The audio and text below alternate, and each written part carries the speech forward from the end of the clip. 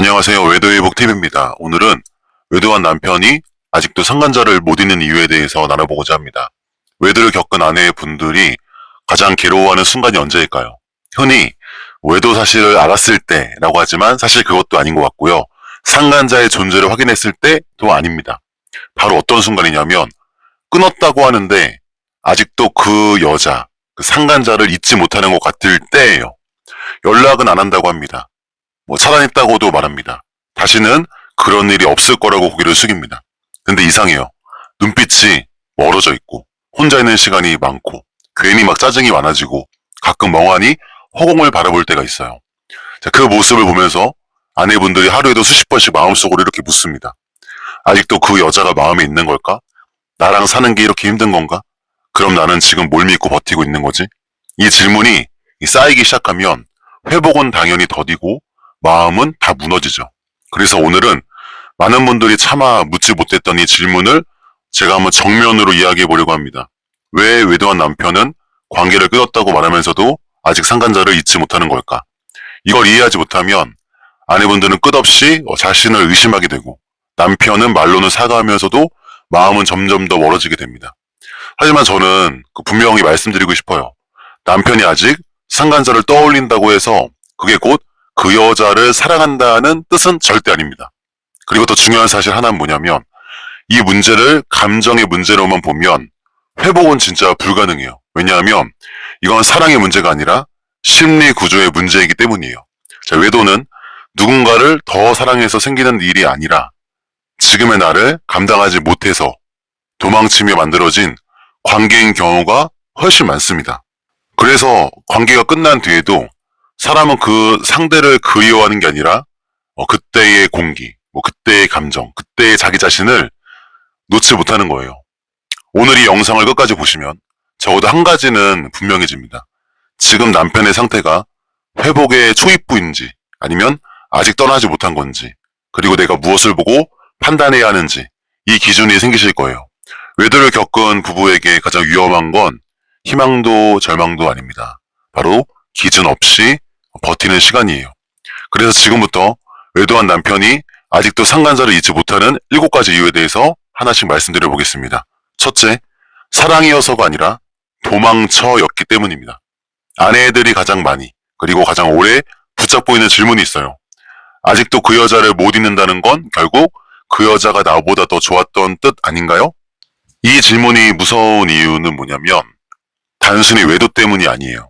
이 질문은 아내의 지난 시간 전체를 흔들기 때문이에요. 자, 결혼 생활에서 내가 했던 노력, 아이를 키우면서 버텼던 그 밤, 가정을 지키기 위해서 내려놓았던 그 수많은 선택들까지 이 모두 의미가 없어진 것처럼 느끼게 만들어요. 그게 힘들죠. 그래서 이 질문은 분노보다 더 깊은 그 자존감의 상처를 남깁니다. 하지만 상담 현장에서 보면 그 수많은 외도 사례를 가까이서 보면 이 질문은 방향부터 조금 달라요. 외도한 남편이 상간자를 잊지 못하는 이유는 대부분 사랑이 남아서가 아니에요. 그 관계는 사랑을 키우는 자리라기보다 현실에서 잠시 빠져나올 수 있었던 도망의 공간에 더 가까웠거든요. 상간자의 관계는 현실이 거의 개입하지 않습니다. 아이의 학원비 고민할 필요 없고 월말 카드값 계산하지 않아도 되고 가족 회의나 책임 있는 결정을 요구받지도 않죠. 그 관계 속에서 남편은 누군가의 남편도 아니고 아이의 아빠도 아니고 가정을 책임지는 어른도 아니에요. 그죠? 아무 설명도 하지 않아도 되고 아무 증명도 하지 않아도 되는 사람. 도망쳐 있어도 괜찮은 존재였죠. 그래서 외도는 대부분 새로운 사랑을 선택한 사건이 아니라 현실에서 도망친 흔적에 가깝습니다. 문제는 그 다음이에요. 외도가 들통나고 관계가 끊기고 남편이 다시 집으로 돌아왔을 때 현실은 이전보다 더 무겁게 다가옵니다. 아내의 상처난 그 눈빛, 깨진 관계, 그 신뢰, 말 한마디에도 묻어나는 의심, 무엇보다 그리고 다시 증명해야 되는 그 사람의 자리. 이 현실 앞에서 남편분들의 마음이 굉장히 버거워져요. 그때 무의식적으로 이렇게 마음속에 이런 생각이 떠오릅니다. 그때는 그래도 숨을 쉴 수 있었는데 그래서 떠오르는 거죠. 그 여자가 좋아서가 아니라 그 관계가 덜 아팠기 때문이에요. 자, 이걸 이해하지 못하면요. 아내분들은 계속 자신을 비교하게 됩니다. 내가 뭔가 부족해서 그런 건가? 내가 덜 매력적이라서 그런 건가? 하지만 외도는 비교의 결과가 아닙니다. 남편은 누군가를 더 사랑해서 외도한 것이 아니라 자신의 삶을 감당할 힘이 없어서 도망친 것에 더 가까워요. 그래서 회복의 핵심 질문은 뭐냐면 그 여자를 잊을 수 있느냐가 아닙니다. 자, 이 현실을 끝까지 감당하겠다고 선택했느냐예요. 이게 제일 중요합니다. 이 선택 없는 상태에서는 상간자를 끊어도 연락을 차단해도 시간이 흘러도 마음은 계속 다른 도망처를 찾습니다. 형태만 바뀔 뿐이에요. 일에 과도하게 몰두하거나 술이나 혼자만의 시간에 숨어버리거나 감정을 완전히 닫아버리는 방식으로, 그래서 외도회복은 관계를 끊는 문제로 끝나지 않아요. 도망치던 삶의 태도를 내려놓는 것, 그게 진짜 회복의 시작입니다. 그리고 이 지점이 정리가 되지 않으면 아내는 계속 불안해지고 남편은 계속 버티는 사람이 되겠죠. 회복은요, 버티는 시간이 아니라 선택의 태도로 증명됩니다. 둘째, 스스로 끝내지 못한 관계는 마음속에서 계속 이어진다. 외도한 남편이 상간자를 잊지 못하는 이유 중에 생각보다 많은 분들이 간과하는 부분이 있어요. 바로 이 관계가 정리된 이별이 아니라 강제로 중단된 관계라는 점입니다. 제가 상담을 많이 하다 보면 남편분들이 이런 말을 자주 하세요. 제가 먼저 끝낸 건 아니었어요. 걸려서 어쩔 수 없이 끊은 거죠. 더 이상 연락하면 안 되는 상황이었어요. 자, 이 말 속에는 아직 정리되지 않은 감정이 숨어 있어요. 사람의 마음은요, 스스로 마침표를 찍지 못한 관계를 끝난 것으로 인식하지 못합니다. 계속 진행형이에요. 특히 외도 관계는 더 그래요. 왜냐하면 외도는 대부분 갈등 없이 진행되기 때문입니다. 만나면서 크게 싸우지 않아요. 상처를 주고받으며 끝나지도 않고 서서히 식어서 헤어지지도 않습니다. 어느 날 갑자기 잘 지내다가 발각돼가지고 차단되고 단절됩니다. 그래서 관계는 끊어졌지만 감정은 아직 그대로 남아버려요. 이때 남편의 마음속에서는 이런 상태가 만들어집니다. 하고 싶었던 말도 남아있고 풀리지 않은 감정도 남아있고, 만약 그때 들키지 않았다면 이라는 가정까지 함께 남아있습니다. 자, 이런 사랑의 문제라기보단 이것은 미완성의 상태에 대한 집착에 가깝죠. 자, 사람은 끝내지 못한 이야기를 계속 마음속에서 반복합니다. 그 관계가 아름다워서가 아니라 끝내지 못했기 때문에 떠오르는 거예요. 그래서 상간자가 실제보다 더 크게 느껴집니다. 현실에서는 이미 관계도 가능성도 없지만 마음속에서는 아직 진행 중인 이야기처럼 남아있기 때문이에요. 여기서 아내가 가장 많이 오해하는 지점이 있습니다. 아직도 못 잊는다는 건 마음이 그 여자한테 가 있다는 거잖아요. 하지만 이건 마음이 가 있다는 게 아니라 마음이 멈춰있는 상태에 더 가까워요. 자, 중요한 차이가 있어요. 사랑은 앞으로 나가지만 미련은 과거에 멈춰 있어요. 자, 외도 후에 상간자를 떠올리는 남편의 상태는요, 대부분 사랑이 아니라 미련에 가깝습니다. 그리고 이 미련은 시간이 해결해주지 않아요. 오히려 아무 설명 없이, 아무 정리 없이 그냥 끝났다는 말만 반복될수록 마음속에서는 더 솔직히 커집니다. 그래서 회복 과정에서 정말 중요한 건 이런 거예요. 단순히 연락 안 한다, 다시는 안 본다, 이걸 확인하는 게 아니라 그 관계를 내가 왜 시작했고 왜 끝내야 했는지를 남편이 스스로 언어화하고 정리했는지예요. 이 과정 없이 회복으로 들어가 버리면 남편은 집에 있으면서도 마음은 계속 과거를 맴돌게 돼요. 그리고 아내는 설명할 수 없는 불안을 느끼게 됩니다. 그래서 저는 외도 후 회복을 이렇게 정의하고 싶어요. 관계를 끊는 게 회복이 아니라 관계를 끝냈다는 사실을 마음이 받아들이는 과정이 회복이다. 이 과정이 시작되지 않으면 상간자는 사라진 사람이 아니라 마음속에 남아있는 이야기가 됩니다. 셋째, 죄책감과 그리움이 뒤엉키면 감정은 더 오래 남습니다. 외도 후에 남편의 속마음은 서로 어울리지 않는 두 감정이 동시에 자리 잡은 상태예요. 하나는 내가 정말 잘못했다는 강한 죄책감이고요. 또 다른 하나는 그때의 감정은 강렬했다는 지워지지 않는 기억입니다. 이 두 감정이 함께 존재할 때, 공존할 때 사람의 마음은 아주 복잡해져요. 죄책감이 크면 클수록 기억을 미워해야 할 것 같은데 이상하게도 기억은 더 또렷해집니다. 이건 아주 역설적인 심리예요. 사람은 후회하는 기억일수록 더 자주 떠올린다고 합니다. 왜냐하면 그 기억을 떠올릴 때마다 마음속에서 이런 질문이 반복되기 때문이에요. 왜 그때 그런 선택을 했을까? 내가 아니었으면 이런 일은 없었을 텐데. 자, 이 질문은 그 반성처럼 보이지만 실제로는 감정을 계속 붙잡는 역할을 해요. 특히 외도 관계는 죄책감과 그리움이 서로를 더 키우는 구조로 갔습니다. 죄책감 때문에 그 관계를 미워하지 말아야 하는데 그리움 때문에 기억은 자꾸 아름답게 편집됩니다. 그래서 마음속에서는 이런 왜곡이 생겨요. 그 관계 자체가 나빴던 건 아니었어. 상황이 잘못됐던 거지. 그때의 감정은 진짜였어. 이런 생각은 그 상간자를 더 특별하게 만드는 게 아니라 그 기억을 정리하지 못하게 만드는 장치가 돼요. 자, 아내 입장에서는요. 이 지점이 가장 견디기 진짜 어렵습니다. 미안하다고 하면서 왜 마음은 아직 거기 있는 것 같지? 하지만 실제로 남편의 상태는요. 사랑과 미련의 문제가 아니라 감정 처리의 실패에 가까워요. 그 죄책감을 건강하게 마주하지 못하면 사람은 그 감정을 회피하려고 합니다. 해결하기 힘드니까요. 그리고 그 회피는 아이러니하게도 그리움을 통해 이루어져요. 자, 그리움은요. 잠시나마 죄책감을 덜어주는, 덜 느끼게 해주는 효과를 가지고 있습니다. 그래서 상간자를 떠올리는 순간 남편의 마음은 잠깐이나마 이렇게 느껴요. 아, 그때는 이렇게까지 나쁘지 않았는데. 자, 이 순간이 반복되면요.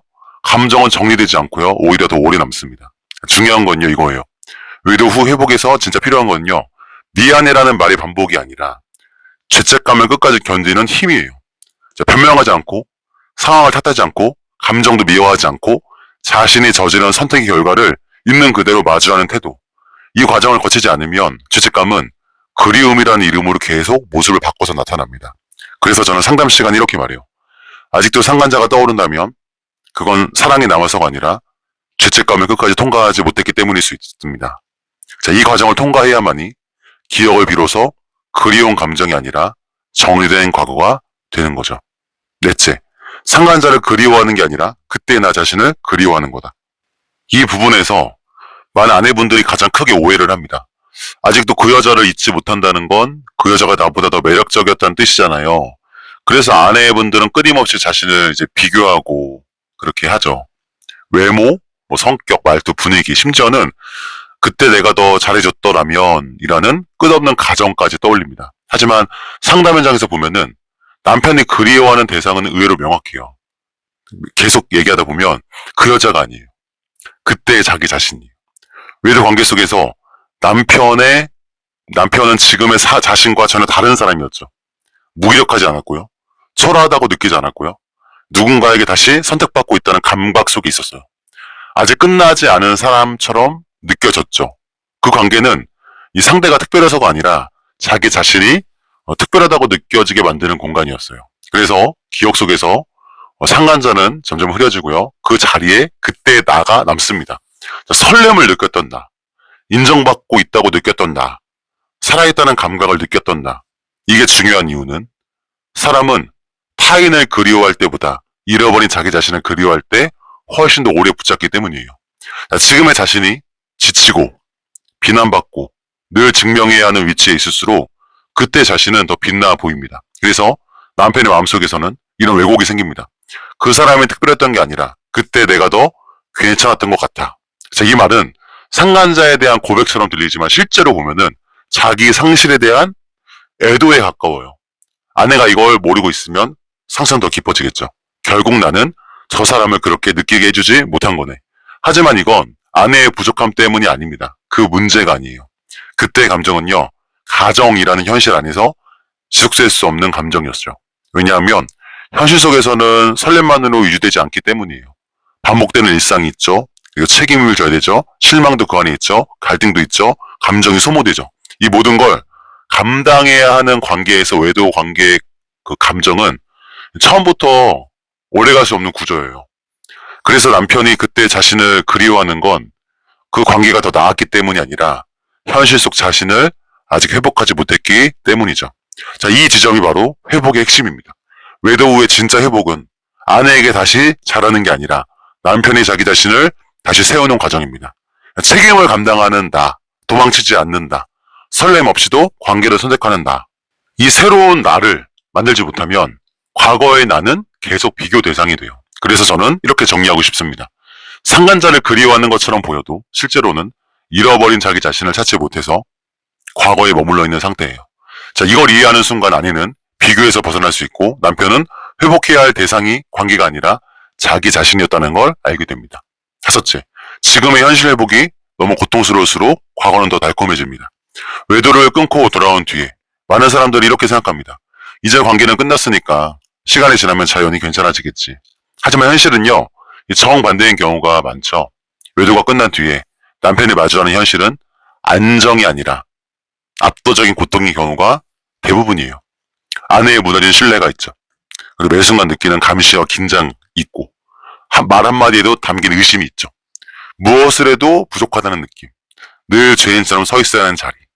아무리 노력해도 회복이 안 될 것 같은 그 부정적인 마음. 이 모든 걸 견디는 건 생각보다 훨씬 큰 에너지를 요구해요. 문제는 이 고통을 감당할 내적 그 힘이 아직 준비되지 않은 상태에서 회복이 시작이 된다는 점이에요. 어려운 싸움이죠. 그때 사람의 마음은 아주 자연스럽게 덜 아팠던 시간을 당연히 떠올릴 수밖에 없어요. 과거가 떠오르는 이유는 그 시간이 더 옳았기 때문이 아니라 지금이, 이 현실이, 오늘이 너무 힘들기 때문이죠. 그러니까 이걸 잊기 위해서 안 힘들었던 시간을 떠올리는 거예요. 그래서 기억은 왜곡됩니다. 실제로는 이 불안정했던 관계가 이 안정적인 것처럼 보입니다. 사실 불륜을 하면서 헤어졌다 만났다를 반복하잖아요. 얼마나 지옥 같아요. 근데 그런 거는 잘 안 떠오르고 좋았던 것만 계속 떠오르는 거예요. 책임이 없었던 그 시간이 자유로웠던 사랑처럼 느껴지죠. 이거는 감정의 문제라기보다 고통 회피의 본능이에요. 사람은 현재의 고통이 클수록 과거를 더 부드럽게 편집합니다. 그래서 외도 관계는요, 시간이 지날수록 실제보다 더 달콤한 기억으로 남아요. 자, 이 지점에서요, 아내가 가장 많이 상처받습니다. 지금 내가 이렇게 아픈 힘든데 저 사람 마음은 아직도 과거에 있는 것 같다. 하지만 남편의 마음은요, 과거를 선택하고 있는 게 아니라 현재를 견디지 못하고 있는 상태에 가깝죠. 그래서 회복 초기에 남편이 무기력해지거나 감정 표현을 피하거나 괜히 예민해지는 경우가 많습니다. 그거는 회복을 거부해서가 아니라 회복이 너무 아파서예요. 중요한 건 이 지점입니다. 외도 후의 회복은요, 좋아지는 과정이 아니라 한동안 더 아파지는 과정일 수 있어요. 자, 이 사실을 모르고 있으면 아내분들이 이렇게 느낍니다. 왜 저 사람은 벌을 받는 것처럼 힘들어하면서도 정작 나한테는 더 멀어질까?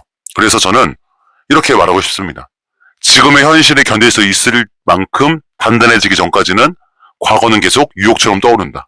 이 말은 희망이 없다는 뜻이 아닙니다. 오히려 그 반대죠. 지금의 현실을 도망치지 않고 통과하기 시작할 때 과거는 힘을 잃어버립니다. 변명 없이 책임지고 아내의 감정 회피하지 않고 불편함을 견디며 관계 안에 머무는 그 시간, 이게 필요합니다. 이 시간이 쌓일수록 과거는 더 이상 달콤한 기억이 아니라 지나간 장면이 돼요. 그래서 회복의 신호는요, 남편이 밝아지는 게 아닙니다. 불편한 현실을 피하지 않는 태도, 그게 진짜 회복의 시작이에요. 6번째, 감정은 끊으려 할수록 오히려 더 늦게 사라진다. 외도 남편들이 가장 많이 하는 말 중 하나가 이거예요. 이제 안 떠올리려고요. 생각 안 하려고 애쓰고 있어요. 정말 잊으려고 노력하고 있습니다. 하지만 아이러니하게도 이렇게 말하는 사람일수록 상간자는 더 오래 마음속에 남아있죠. 이유는 단순합니다. 감정은 의지로 끊을 수 있는 대상이 아니기 때문이에요. 사람의 감정은 스위치를 끄듯 꺼지지 않습니다. 특히 강한 자극과 연결된 감정일수록 억누를수록 더 오래 남아요. 외도 관계는 감정적으로 아주 강한 자극을 남깁니다. 비밀이라는 긴장, 들킬지도 모른다는 그 두려움, 동시에 느꼈던 설렘과 해방감, 이런 감정은 뇌에 깊이 각인되죠. 그래서 남편이 잊어야 한다고 마음먹는 순간 뇌는 오히려 그 기억을 더 선명하게 불러와요. 이건 의지가 약해서가 아니라 뇌의 작동 방식이 그래요. 억압된 감정은요, 사라지는 게 아니라 다른 방식으로 나타납니다. 갑작스럽게 멍한다든지, 이유 없이 짜증을 낸다든지, 특정 상황에서 감정이 폭발한다든지, 혼자 있고 싶다는 강력한 그 욕구, 이 모든 것이 정리되지 않은 감정의 흔적이죠. 아내의 입장에서는 이 모습이 진짜 혼란스러워요. 잊고 있었다더니 왜 더 멀어지는 것 같지? 정말 끄는 거 맞아? 하지만 이건 감정이 남아서라기보다 감정을 억누르고 있기 때문에 생기는 현상일 수 있어요. 중요한 건요, 감정을 없애는 게 아니라 감정을 통과시키는 거예요. 외도 후 회복에서 가장 필요한 태도는요, 안 느끼려고 애쓰는 것이 아니라 느끼지만 그 느낀 대로 선택하지 않는 거예요. 떠오를 순 있어요. 그 감정에 따라 행동하지 않고, 그 감정을 미워하지 않고, 그 감정의 정체를 말로 풀어내는 과정. 이 과정을 거치지 않으면 이 감정은 사라지지 않고 또 숨어버리고 잠복하죠. 그리고 어느 날 예상하지 못한 순간에 더 크게 튀어나옵니다. 그래서 저는 이 상담 현장에서 이렇게 말해요. 진짜 위험한 건 감정이 남아있는 게 아니라 감정이 말해지지 못한 채 눌려있는 상태입니다. 자, 이 과정을 시작한 남편은 조금씩 조금씩 달라지더라고요. 왜 떠오른지를 설명할 수 있고 그 감정을 부끄러움 없이 인정하고 그럼에도 불구하고 지금의 선택을 반복해서 확인합니다. 자, 이때부터는 상간자는 점점 감정의 대상이 아니라 정리된 기억으로 이동합니다. 마치 예전에 만났던 헤어진 여자친구처럼 그냥 그렇게 정리가 되고 더 이상 그렇게 기울어지지 않아요. 자, 회복은요, 있는 연습이 아니라 감정을 다루는 훈련입니다. 자, 7번째, 회복을 버티는 중인지 선택한 상태인지가 모든 차이를 만든다. 외도 남편들의 말은 대체로 비슷합니다. 가정을 지키려고 노력하고 있어요. 다시는 그런 일 없을 거예요. 아이들 생각해서라도 버텨야죠. 자, 이 말들은 결코 틀리진 않죠. 하지만 충분하지도 않습니다. 왜냐하면 이 말들 속에는 공통점이 하나 있기 때문이에요. 선택이 아니라 의무의 언어라는 점입니다. 버티는 회복과 선택한 회복은 겉보기에는 비슷해 보일 수 있죠. 집에 있고 연락 안 하고 문제없이 생활하는 것처럼 보입니다. 하지만 마음의 방향은요, 완전히 다르죠. 버티는 회복 상태의 남편은 속으로 이렇게 생각해요. 언제까지 이렇게 살아야 되지? 이 정도면 충분히 벌 받은 거 아닌가? 시간이 지나면 좀 나아지겠지? 그래서 마음은요, 늘 과거와 현재 사이를 오갑니다. 반면에 회복을 선택한 남편은 이 질문 자체가 달라요. 이 가정을 내가 다시 선택한다. 편하지 않아도 이 자리에 남겠다. 도망치지 않는 사람이 되겠다. 자, 이건 감정의 문제가 아니라 태도의 문제죠. 그래서 회복의 가장 확실한 신호는 남편이 밝아지는 것도 아니고 상간자를 완전히 잊었다고 말하는 것도 아닙니다.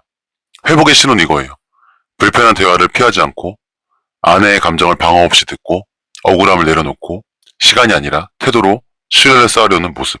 자, 이 태도가 없으면 상간자가 사라져도 마음은 계속 흔들리겠죠. 왜냐하면 사람은 선택하지 않은 자리를 끝내 마음으로 수용하지 못하기 때문이에요. 그래서 저는 또 이렇게 정리하고 싶습니다. 상간자를 잊느냐의 문제가 아니라 이 가정을 다시 선택했느냐의 문제예요. 자, 이 선택이 분명해지는 순간 상간자는 더 이상 경쟁 상대도 아니고 위협도 아닙니다. 그냥 지나간 선택의 흔적이 되죠. 하지만 이 선택을 미룬 채 시간으로만 버티고 있으면 상간자는 계속 마음속 어딘가에 남아있게 됩니다. 그래서 아내가 끝없이 불안해지는 거예요. 정말 끝난 게 맞을까? 이 사람 마음은 지금 어디 있을까? 이 질문에 대한 답은 말이 아니라 삶의 방향에서 드러나죠. 회복은요, 시간이 해결해주지 않습니다. 시간이 해결해주는 문제가 결코 아니에요. 매일 같은 자리를 선택하는 그 태도, 이게 회복입니다.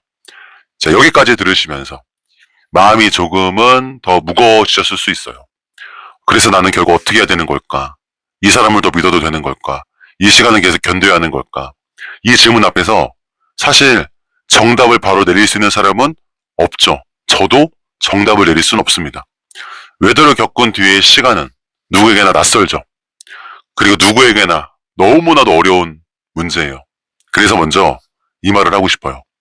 지금 흔들리고 있는 건 당신이 약해서가 아닙니다. 아직 사랑이 남아있기 때문도 아닙니다. 너무 큰일을 겪었기 때문에 당연히 흔들리는 거예요. 자, 그리고 남편이 아직 상간자를 완전히 지우지 못한 것 같아 보인다고 해서 당신의 가치가 줄어든 것도 아니고 당신이 선택받지 못한 것도 아닙니다. 회복의 시간은요, 비교의 시간이 아니라 버텨낸 사람의 시간이에요.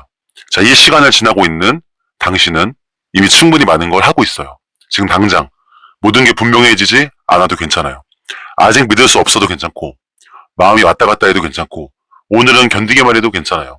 회복이라는 것은 빠르게 결정하는 사람이 아니라 자신을 잃지 않으려고 애쓰는 사람에게 결국 찾아오죠. 오늘 이 영상을 보면서 혼자 울컥했던 순간이 있다면 그거는 마음이 아직 살아있다는 증거일 수도 있어요. 그리고 그 마음은 회복을 향해 갈 수 있는 힘이기도 합니다. 자, 이 시간을 혼자의 만의 그 싸움으로 만들지 않았으면 좋겠어요.